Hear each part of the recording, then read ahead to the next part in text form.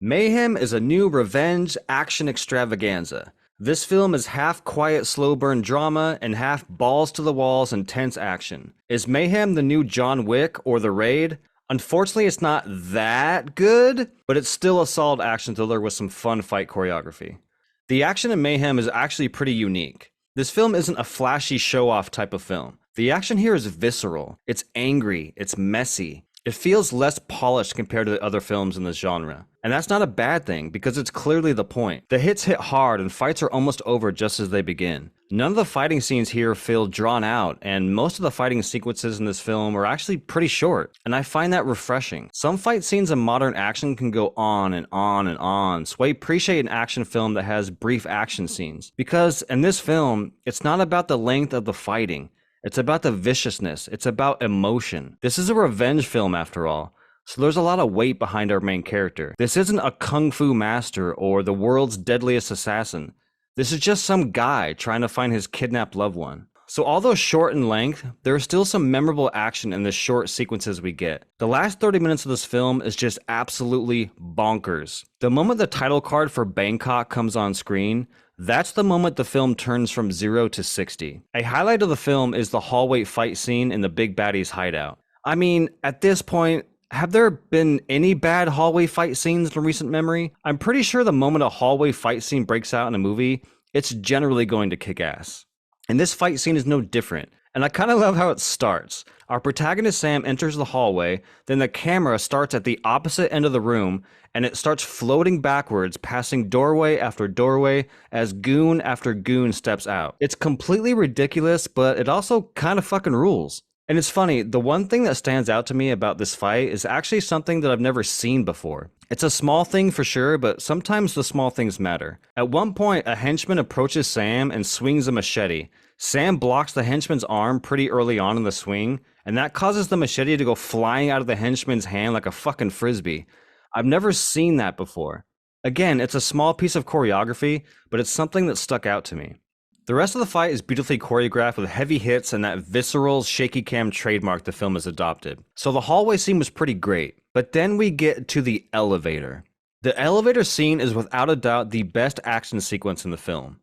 This quick little sequence, to me, is worth the price of admission. It is fucking wild. Sam has to fight off 3 people in this small space and it is exhilarating. There are so many cool moments in this scene. The machete going through the leg into Sam's hand was pretty nuts. I love that the gun maintains a focal point for everyone in the elevator, switching between different hands over the course of the scene. The elevator sequence is raw and just plain insane. It's a scene that is quick, but what you get is a memorable, chaotic clusterfuck of mayhem. This is one of those scenes that people will be looking up on YouTube for years to come. As I said before, this little elevator set piece is worth watching the movie alone. All in all, I don't think the action here is as clever and slick as something like John Wick, nor do I think it's as dynamic as the Raid movies, yet it carves out its own little slice of action with its raw, intense, visceral action. As I said in my opening, this is part drama, part revenge flick. The drama section of the film, which makes up for about the first hour or so, I actually found to be pretty engrossing. The film is about Sam, a boxer ex-con that tries to start a new life in East Thailand after killing the son of a local gang lord. 5 years later, an opportunity falls into Sam's lap that can change his and his family's life. The catch? That it involves smuggling drugs.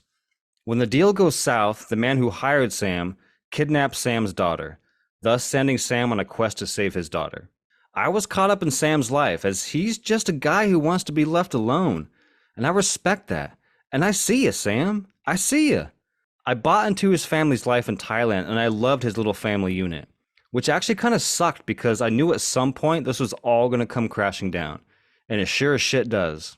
Sam's wife Mia wants to buy a small piece of land on a beach, but they are outbid by a local drug lord. The drug lord meets with Sam and tells Sam that he can have the land if Sam smuggles some drugs into the airport. Sam turns down the offer at first, but after realizing how important this piece of property is to Mia, Sam moves forward with the plan. Unfortunately for Sam, the police show up at the airport and it all goes to shit. Sam flees the scene and returns home begging for his family to leave with him. The drug lord's thugs show up and cause destruction on Sam and his family. This is a tough scene to watch because we know Sam just wants to live that simple, normal life. But now he's stuck in this awful situation, brought back to a life of crime and violence. This leads into the second half of the film where Sam goes all over Thailand searching for the man responsible for ruining his life. This is where we get to noodle shops, we get to ladyboy clubs, nightclubs, and brothels. There is one upsetting scene where Sam is pretending to be a customer looking for a young girl to have sex with, and the club owner brings out a line of young girls. This is pretty hard to stomach, and it's insane that this happens. It's a gross reminder that this is one fucked up world we live in. And the end of the film, which I won't spoil here, I found to actually be pretty surprising. It's nothing too profound, but it was an ending that I wasn't expecting. Without saying too much, this isn't just an ending that is, kill the bad guy, save the girl, and go home. It ends up being a little more complicated than that. All in all, this is a pretty solid, entertaining revenge action flick. Is it doing anything new in the plot department? No, not really. But the intense, angry fight scenes that make up for the last 40 minutes or so make up for a familiar plot. Not to mention that the characters are all relatable, which makes for an engrossing watch. I definitely recommend this one.